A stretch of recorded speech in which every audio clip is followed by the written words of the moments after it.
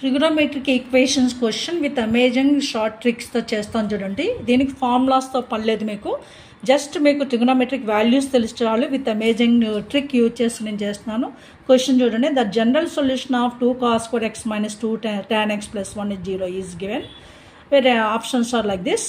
ఇక్కడ general solution అంటే n belongs to z ఉంటుంది కాబట్టి trick I'm using just only n is 0. 0 belongs to z కదా, 0 trick మాత్రమే యూజ్ చేస్తున్నాను ఎందుకంటే z 0 కాబట్టి, 0 z కాబట్టి.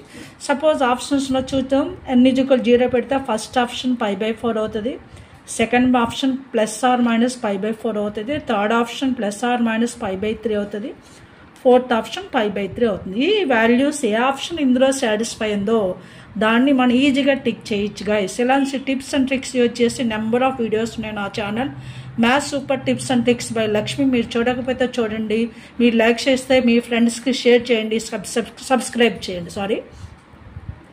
ఇప్పుడు ఈ వాల్యూస్ మనం ఈజీగా చెక్ చేసేస్తున్నాం చూడండి. వాటి ఫస్ట్ ఆప్షన్ π/4 చెక్ చేసి చూస్తాను. LHSలో 2 cos, మీకు తెలుసు cos π/4 వాల్యూ 1/√2.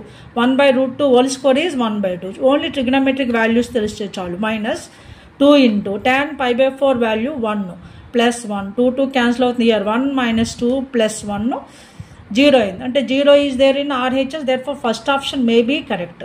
π/3 అనేది 5/3 అనేది నాట్ కరెక్ట్ ఎందుకంటే π/4 ఆల్రెడీ సాటిస్ఫై అయిపోయింది. కానీ π/4లో -π/4 కూడా ఉంది కదా సెకండ్ ఆప్షన్, అది కూడా చెక్ చేసి చూద్దాం.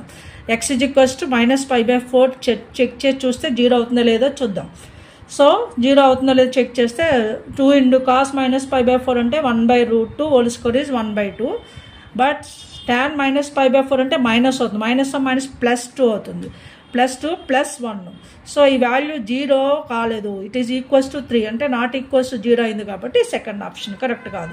మనకి సాటిస్ఫై అయింది π/4, అది ఓన్లీ ఫస్ట్ ఆప్షన్లో ఉంది. -π/4 సాటిస్ఫై కాలేదు.